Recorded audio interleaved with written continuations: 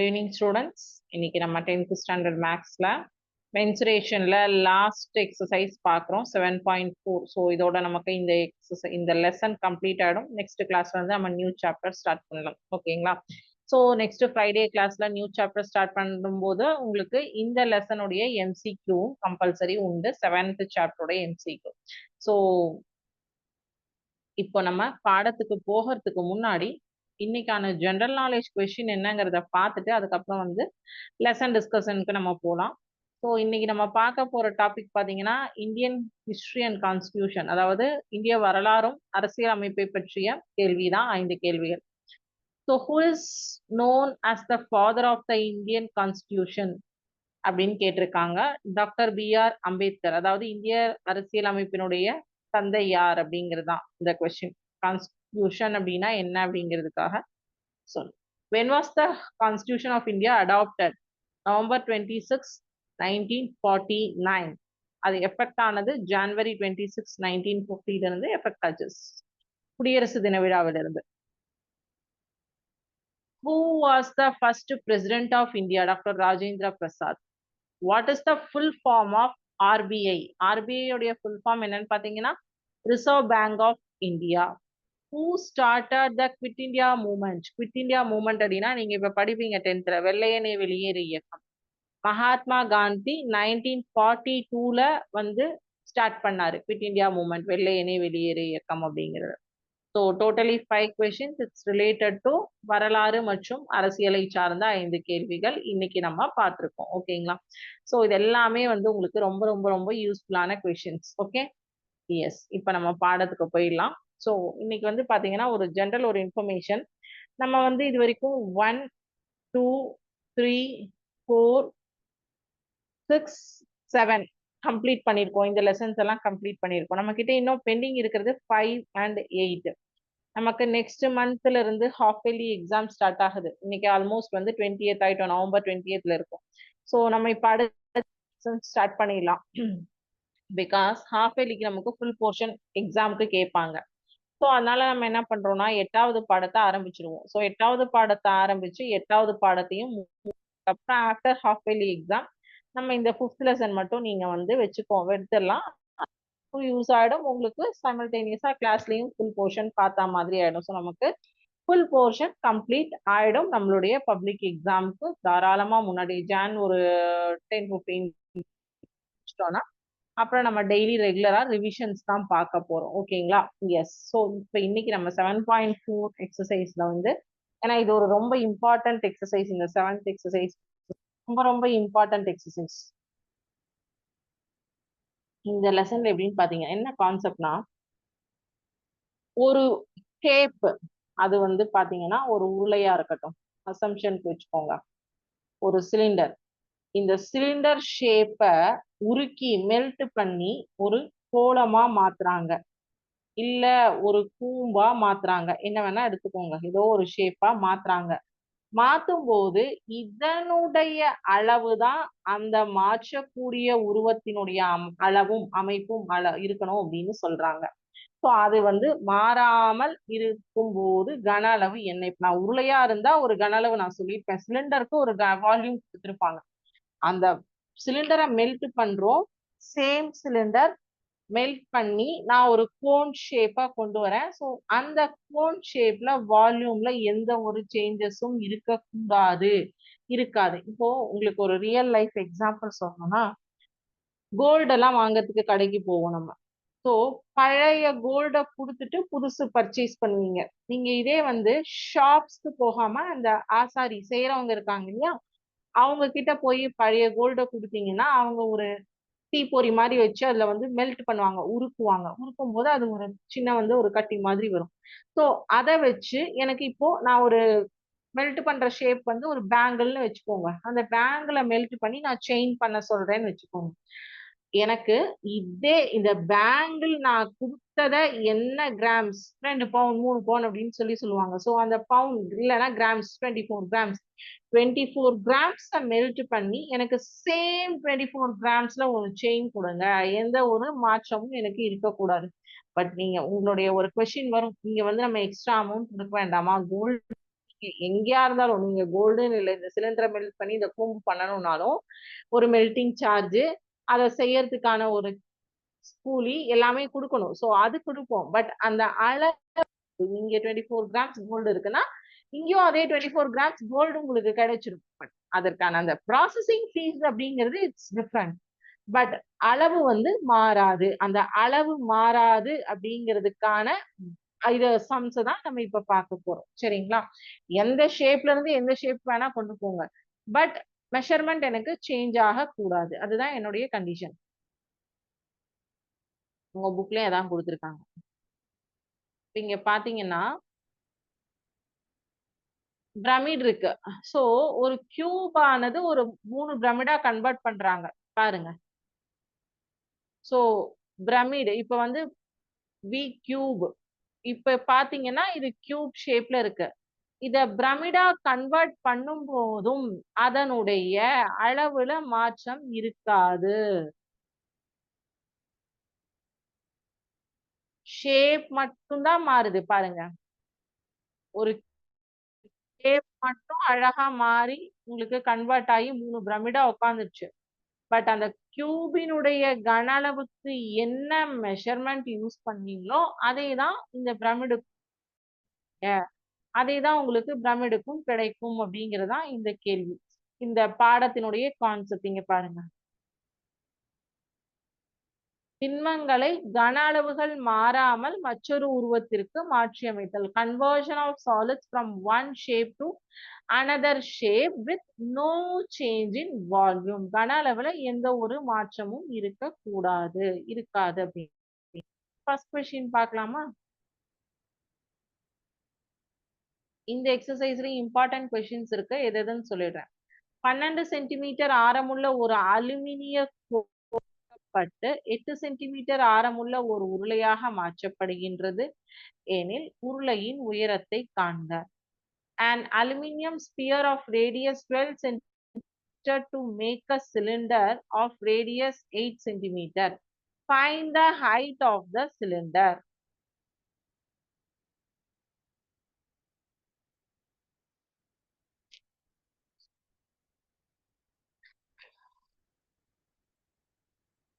So first given என்ன கொடுத்திருக்காங்க அது தெரியணும் நமக்கு.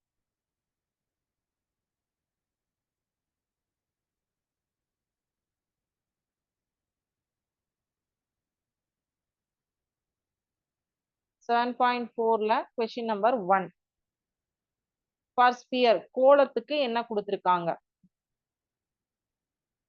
ஃபார் ஸ்பியர் ரேடியஸ் R1 எடுத்துக்கோங்க, 12 சென்டிமீட்டர் கொடுத்திருக்காங்க given. Okay.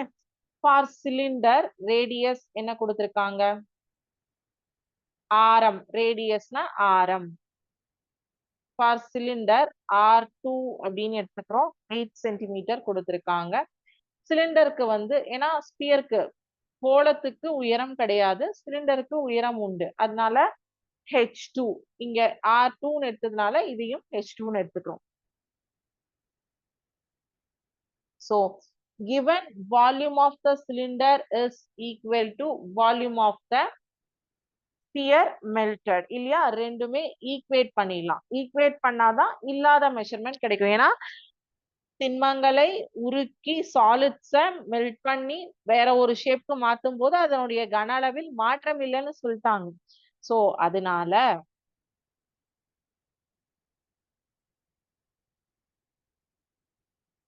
given volume of cylinder equal to volume of sphere melted.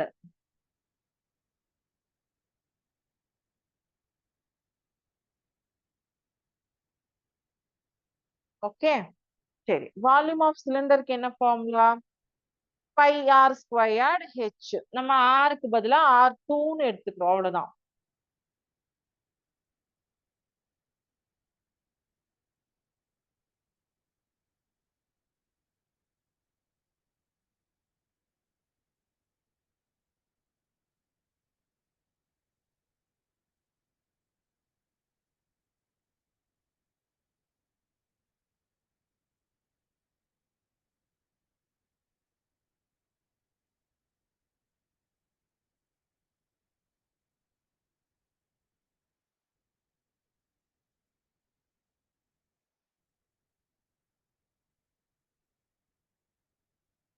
22/7 22/7 ரெண்டு சைடும் கேன்சல் பண்ணிடுங்க. அப்புறம் H2 மட்டும் ஒரு சைடு வச்சுட்டு மீதி எல்லாம் மெஷர்மெண்ட் போயிடலாம்.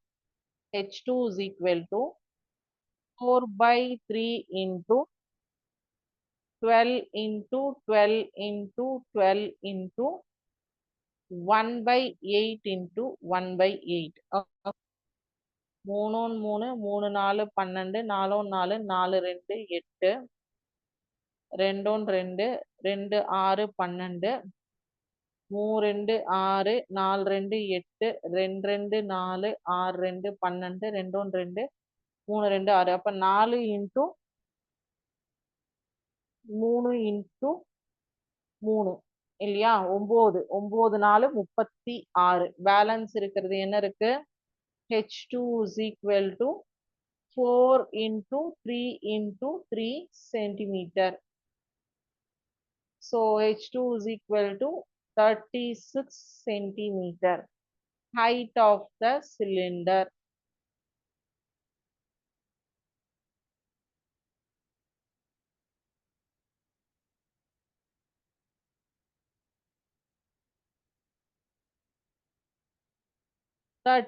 centimeter. ஓகேங்களா? எஸ் அவ்வளவுதான். அதாவது ரெண்டினுடைய வால்யூமையும் ஈக்குவேட் பண்ணி ஆன்சர் எடுத்துட்டு வரும். அவ்வளவுதான். ஓகே. ஸோ செகண்ட் கொஸ்டின் கொஞ்சம் லெங்தி ப்ராப்ளம். போட போட காப்பி பண்ணிடுங்க.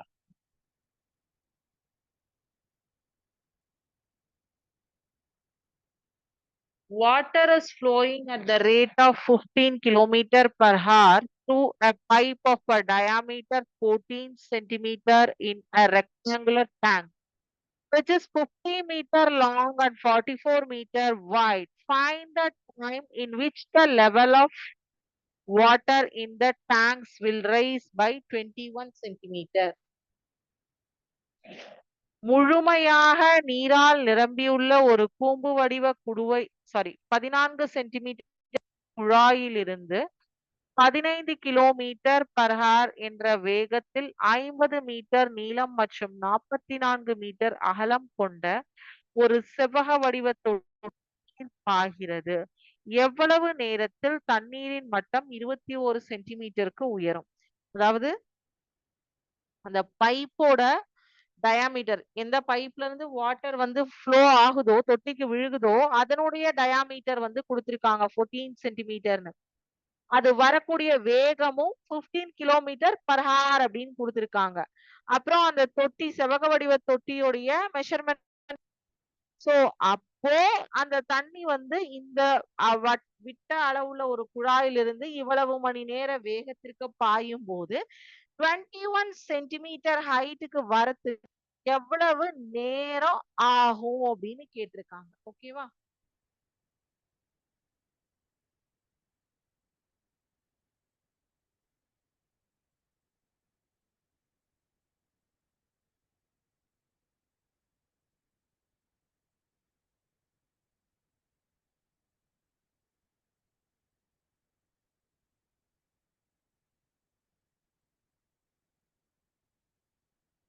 சோ சிலிண்டரோட டயாமீட்டர், ஏன்னா பைப் அப்படிங்கிறது இப்படி இருக்குமா, இது வழியா தானே தண்ணி இப்படி பாஞ்சு வரும். சோ இதனுடைய டயாமீட்டர் தான் என்ன கொடுத்திருக்காங்க, 14 சென்டிமீட்டர் கொடுத்திருக்காங்க. இந்த ஓவர்ஃப்ளோ ஆகிற ஸ்பீட் 15 கிலோமீட்டர் பர் ஹார்னு கொடுத்திருக்காங்க. சோ அப்ப இது என்ன ஷேப்ல இருக்கு, சிலிண்ட்ரிக்கல் ஷேப்ல இருக்கா?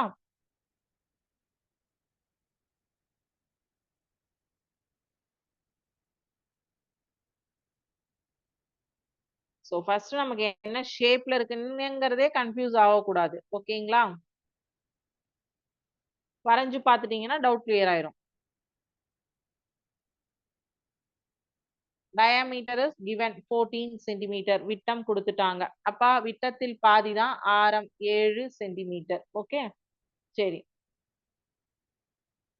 உங்களுக்கு ரெக்டாங்குலர் டேங்கோட லெங்த் அண்ட் பிரெத் வந்து மீட்டர்ல கொடுத்திருக்காங்க. அப்போ இந்த ரேடியஸையும் மீட்டர்ல மாத்திக்கணும் அப்படின்னா 7/100, அதாவது சென்டிமீட்டரை மீட்டரா மாத்தணும்னா the number divided by 100, that is equal to 0.07 meter. Okay, yes. அந்த ரேட் ஃப்ளோ அதையும் மாத்தணுமா?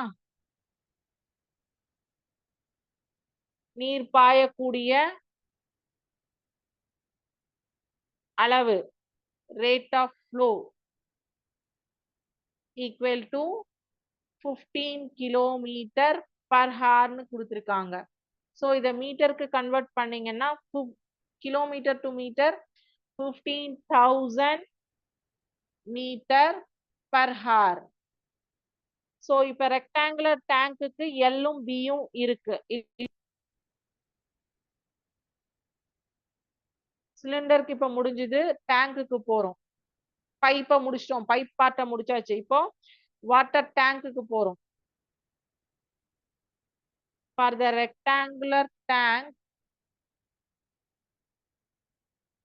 L is equal to 50 meter and B is equal to 44 meter. H வந்து நமக்கு 21 சென்டிமீட்டர் ஹைட்டுக்கு வரணும் அப்படின்னு தான் கொடுத்திருக்காங்க இல்லையா? H னுடைய வேல்யூ 21 சென்டிமீட்டர். இதையும் வந்து மீட்டருக்கு கன்வெர்ட் பண்ணோம்னா 21 divided by 100, that is 0.2 metre. So centimetre to metre conversion பண்ணியாச்சு. இப்போ volume of the water tank கரெக்டா?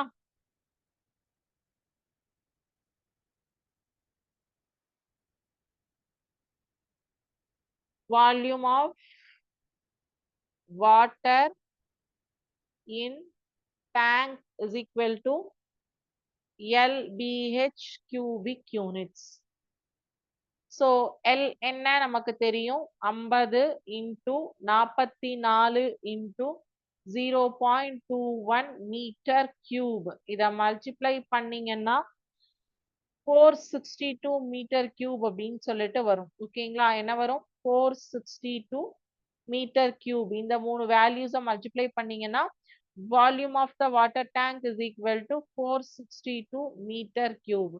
ஓகே, இப்போ volume of the water through the cylindrical pipe கண்டுபிடிக்கணும். இந்த சிலிண்ட்ரிக்கல் பைப்புக்கு வால்யூம் கண்டுபிடிக்கணும். வாட்டர் டேங்க் வால்யூம் கண்டுபிடிச்சிட்டோம், 462 மீட்டர் கியூப். இப்போ சிலிண்ட்ரிக்கல் பைப்பு வால்யூம் கண்டுபிடிக்கணும்.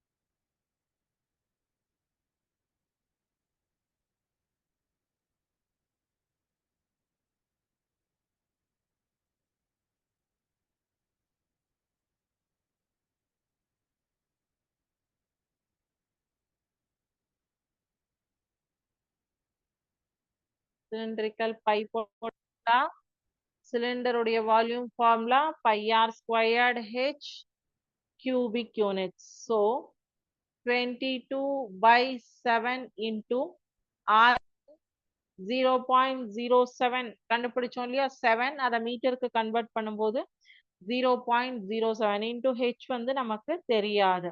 ஸோ சிலிண்டரனுடைய உயரம் நமக்கு தெரியாது. 22/7 into 0.07 into 0.07 into h. Volume of the water equation 1. சரிங்களா? So since the water flows to the cylindrical pipe to tank அப்படிங்கிறதுனால நம்ம அந்த வால்யூம் ஆஃப் த வாட்டர் டேங்கையும் இதையும் ஈக்குவேட் பண்றோம். ஓகே,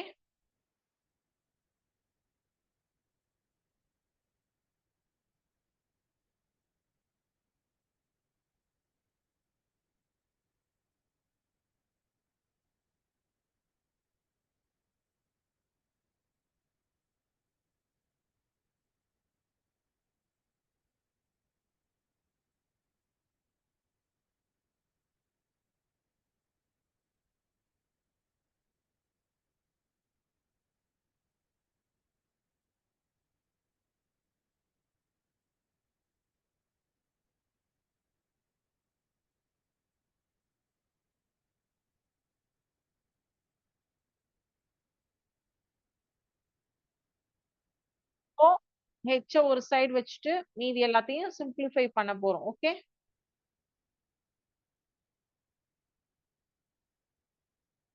இன்னும் செகண்ட் கணக்கு கம்ப்ளீட் ஆகல.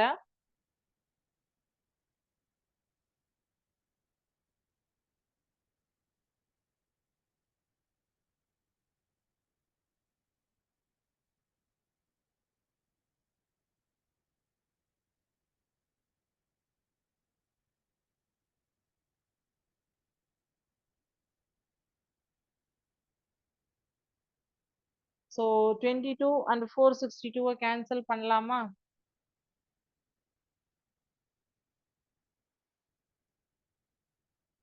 பதினோரா வாய்ப்பாடால டைரக்டா கேன்சல் பண்றேன். 11 2 22, 11 4 44, balance 2, 11 2 22 42, 2 2 2 4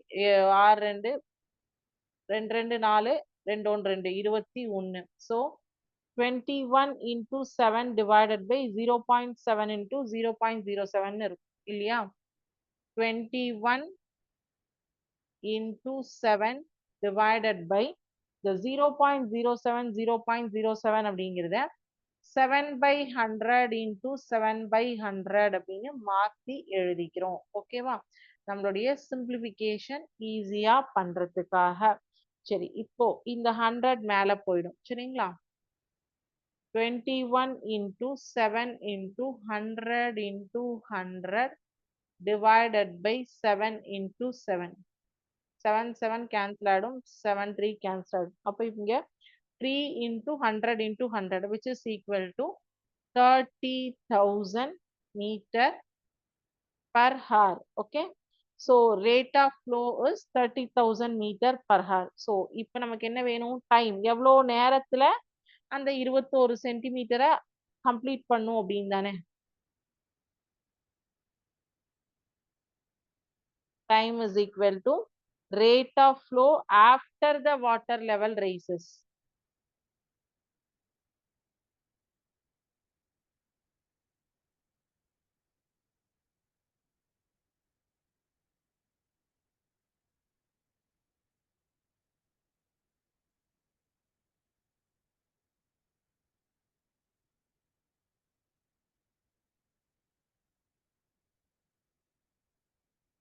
Rate of flow before the water level rises. So after எவ்வளோ 30,000 meter per hour divided by முன்னாடி வந்து 15,000 meter per hour. கரெக்டா? ஸோ இதை கேன்சல் பண்ணீங்கன்னா 2 hours 2 மணி நேரத்துல 21 சென்டிமீட்டர் ஹைட்ட அந்த வாட்டர் லெவலானது ரீச் ஆகும் அப்படிங்கிறது தான் நம்ம இங்க இருந்து தெரிஞ்சுக்கிட்ட ஒரு விஷயம். ஓகே.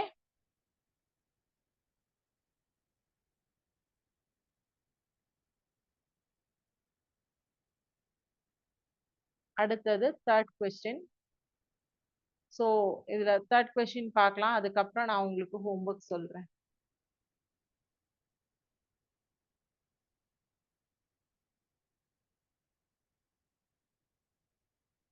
முழுமையாக நீரால் நிரம்பியுள்ள ஒரு கூம்பு வடிவ குடுவையின் ஆரம் R அலகுகள் மற்றும் உயரம் H அலகுகள் ஆகும்.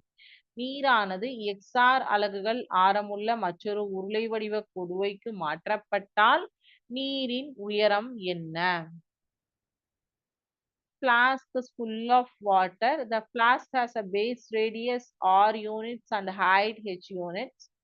The water put into a cylindrical flask of base XR units. Find the height of water in the cylindrical flask.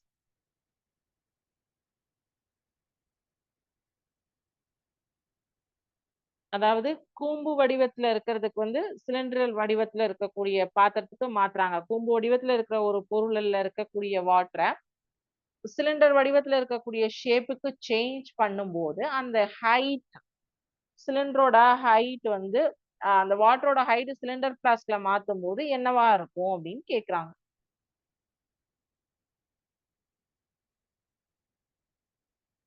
அப்ப நம்ம என்ன கண்டுபிடிக்கணும்?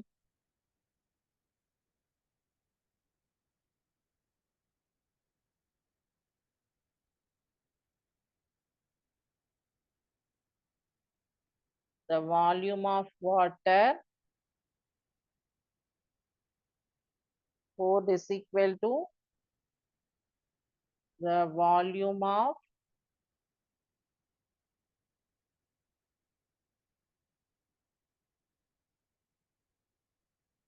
water in the conical flask.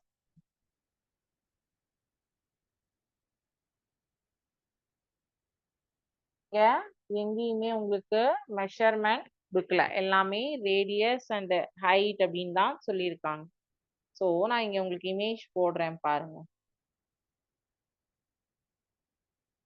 கொனிக்கல் Flask கூம்பு வடிவத்துல இருக்கக்கூடியது. R அலகு ஆரமும் H அலகு உயரமும் தான் சொல்லியிருக்காங்க. ஸோ சிலிண்டருக்கு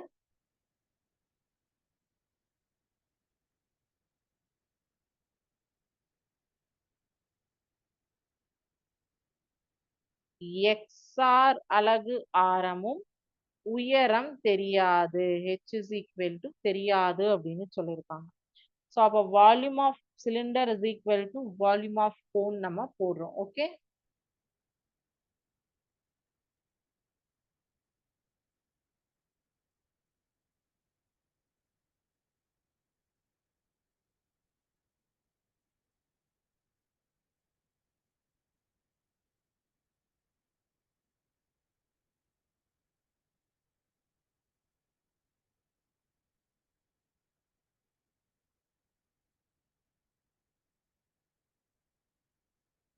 ஸோ ரெண்டு சைடுமே பை கேன்சல் பண்ணிடுங்க. ஓகே, அடுத்தது பேலன்ஸ் இருக்கிறத மட்டும் சப்ஸ்டியூட் பண்ணா போதும். XR into XR into H2 is equal to 1/3 into R squared. R1 தான் வந்து R squared into H. சரிங்களா? சரி, இப்போ இத வந்து bracket open பண்ணிடலாம். X squared R squared H2 is equal to R squared H divided by 3. So இந்த R squared cancel ஆயிடுச்சு அப்படின்னா X squared H2 is equal to H divided by 3 மட்டும்தான் பேலன்ஸ் இருக்கும். இப்ப H2 மட்டும் ஒரு சைட்ல வச்சுட்டீங்க அப்படின்னா H2 is equal to H divided by 3x squared units. இப்போ height of the water in the cylindrical flask is equal to H by 3x squared units. அவ்வளவுதான். Height water in the cylindrical, இங்க நமக்கு எல்லாமே terms என்ன கொடுத்திருக்காங்க, radius and height R and H ல தான் கொடுத்திருக்காங்க இல்லையா. நமக்கு ஆரத்துக்கும் உயரத்திற்கும் அளவுகள் மெஷர்மெண்ட்ஸ் கொடுக்கல. ஸோ நீங்க டைரக்டா ஃபார்முலால இருக்கக்கூடிய ரேடியஸ் அண்ட் ஹைட் வச்சு தான் இந்த இடத்துல ஆன்சர் கொடுக்கணும் இல்லையா. எஸ், ஸோ இதுல பேலன்ஸ் ஒரு 3 சம்ஸ் சேம் மாடல் நீங்க ஹோம்ஒர்க் பண்ணலாம். எல்லாமே இந்த எக்ஸசைஸ்ல இருக்கிற எல்லா மாடலுமே எல்லா சம்ஸுமே பாத்தீங்கன்னா இதுல இம்பார்ட்டன்ட் கொஸ்டின் சொல்லிருக்கு.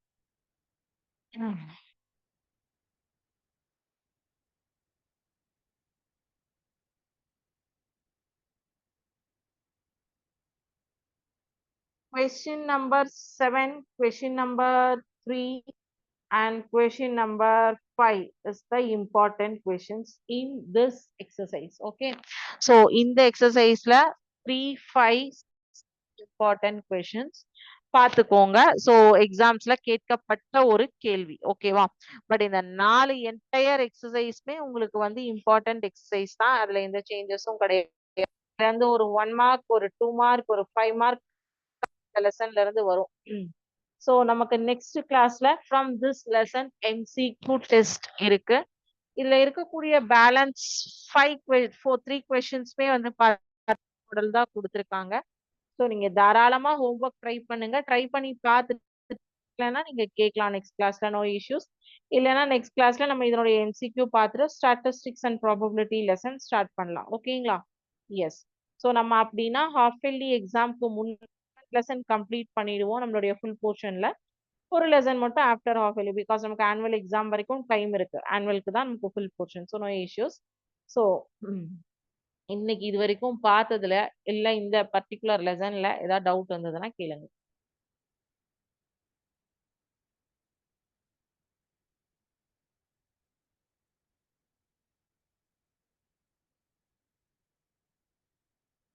டவுட்ஸ் எதுவும் இல்ல அப்படின்னா இதோட இன்னைக்கு கிளாஸ் கம்ப்ளீட் பண்ணிக்கலாம். Thank you students. வாழ்க பாரதம், வெல்க தமிழகம்.